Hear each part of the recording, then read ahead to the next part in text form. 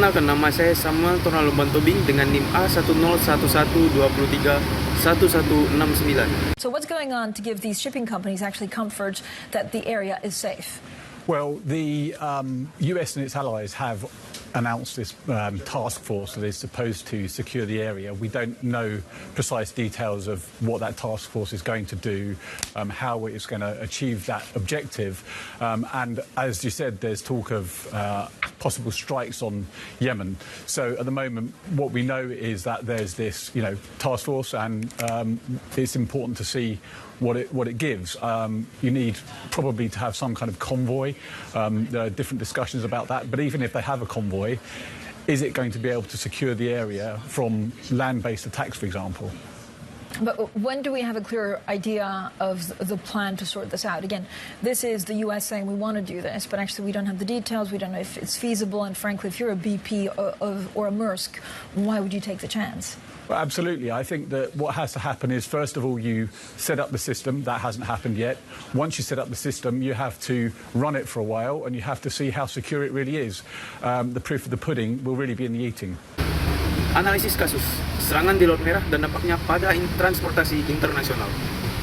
Berita ini melaporkan tentang serangan terhadap kapal-kapal MSC United dan Maersk Hangzhou di Laut Merah pada akhir Desember 2023, yang menambah serangkaian insiden yang mengancam keselamatan maritim di wilayah tersebut. Para pejabat senior PBB menekankan pentingnya menjaga rantai pasukan global dan menghindari eskalasi ketegangan regional. Khaled Kyari, asisten sekretaris jenderal PBB, menyatakan bahwa ancaman Houthi terhadap navigasi maritim dan risiko eskalasi militer dapat berdampak luas, termasuk pada Yaman dan dunia. Dia mendesak pembebasan segera kapal pemimpin Galaxy dan krunya yang ditangkap oleh Houthi pada 19 November 2023. Arsenio Dominguez, sekretaris jenderal Organisasi Maritim Internasional, juga menekankan pentingnya keselamatan pelaut dan stabilitas rantai pasukan. Mencatat bahwa sekitar 18 perusahaan pelayaran telah mengubah rute kapal mereka untuk menghindari risiko yang mengakibatkan biaya pengangkutan lebih tinggi dan dampak negatif pada perdagangan. Para pembicara di Dewan Keamanan PBB mengutuk serangan Houthi dan menyerukan deeskalasi ketegangan untuk mencegah konflik regional. Perwakilan Aljazair menyoroti perlunya pemahaman konteks historis dan geografis. Sementara perwakilan Rusia mengaitkan insiden di Laut Merah dengan kekerasan di Gaza dan mengkritik Amerika Serikat atas dukungannya terhadap Israel. Perwakilan Amerika Serikat menekankan operasi angkatan laut multinasional untuk melindungi kapal-kapal di Laut Merah dan mengkritik pendanaan Iran untuk Houthi. Perwakilan Israel menegaskan bahwa Iran adalah ancaman global yang berusaha mendominasi Timur Tengah. Dewan Keamanan PBB diserukan untuk menangani situasi ini dengan mempertimbangkan konteks yang lebih luas dan dampak regional yang lebih luas. Pada akhir tahun 2023 dan awal 2024, terjadi peningkatan tajam dalam serangan terhadap kapal komersial di Laut Merah dan Teluk Aden oleh kelompok Houthi yang diduga mendapat dukungan dari Iran. Serangan ini menggunakan rudal dan drone yang telah merusak beberapa kapal kargo besar dan mengganggu jalur perdagangan utama melalui terusan Suez.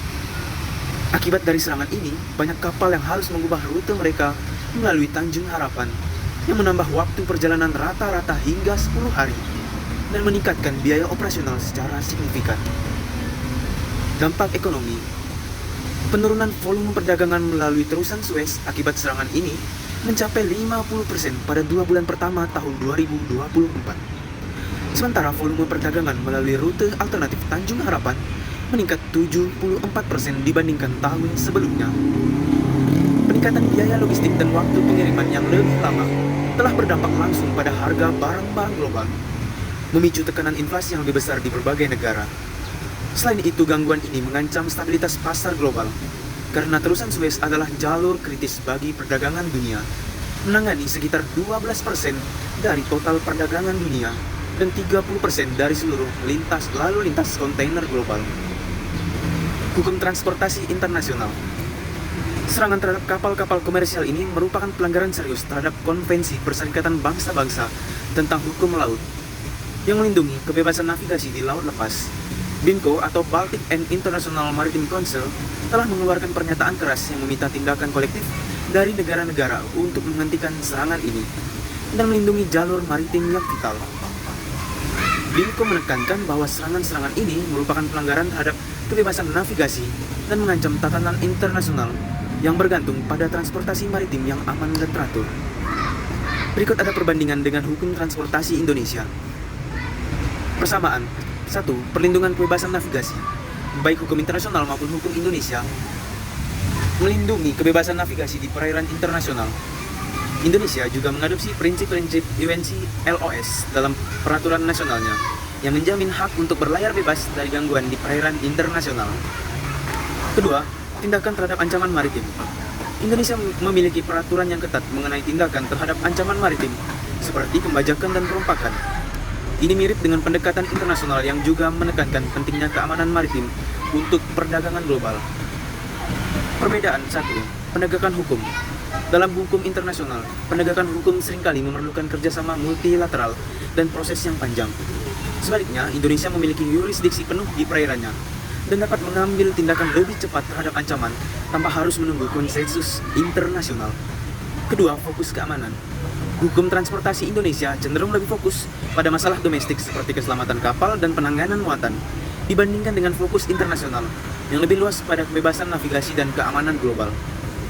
Berikut ada skenario jika serangan serupa terjadi di perairan Indonesia. Ada beberapa respon yang mungkin dapat diambil oleh pemerintah. Yang pertama ada operasi militer. Angkatan Laut Indonesia kemungkinan besar akan dikerahkan untuk mengamankan jalur maritim dan menangkap pelaku serangan. Indonesia memiliki sejarah panjang dalam menanggulangi perompakan di Selat Malaka, dan pendekatan serupa dapat diterapkan. Yang kedua ada koordinasi internasional. Mengingat pentingnya Selat Malaka sebagai jalur perdagangan utama yang setara dengan terusan Suez, Indonesia mungkin akan bekerjasama dengan negara-negara tetangga dan organisasi internasional untuk mengatasi ancaman tersebut. Ini termasuk koordinasi dengan angkatan laut dari negara lain yang terlibat dalam patroli bersama dan latihan militer untuk meningkatkan keamanan. Yang ketiga ada penegakan hukum yang ketat. Pelaku serangan akan dihadapkan pada hukum Indonesia yang memiliki hukuman berat untuk tindakan perompakan dan ancaman terhadap keselamatan maritim. Proses hukum yang tegas dan transparan akan diberlakukan untuk memastikan bahwa pelaku menerima hukuman yang setimpal dan mencegah kejadian serupa di masa depan. Yang keempat, ada penyesuaian jalur pelayaran. Selain tindakan militer dan hukum, penyesuaian rute pelayaran mungkin dilakukan untuk mengurangi risiko serangan. Ini bisa mencakup penggunaan rute yang lebih aman atau pengawalan militer untuk kapal-kapal yang melewati area beresiko tinggi. Kasus serangan terhadap kapal komersial di Laut Merah menunjukkan betapa rentannya jalur perdagangan global terhadap gangguan keamanan. Ini menggarisbawahi pentingnya kerjasama internasional dalam menjaga kebebasan navigasi dan melindungi jalur perdagangan utama. Hukum transportasi Indonesia meskipun memiliki fokus yang lebih domestik, tetap relevan dalam konteks ini karena Indonesia juga memiliki tanggung jawab dalam menjaga keamanan jalur maritim internasional yang melintasi perairannya. Jika situasi serupa terjadi di Indonesia, respon cepat dan kolaboratif akan menjadi kunci untuk meminimalkan dampak ekonominya.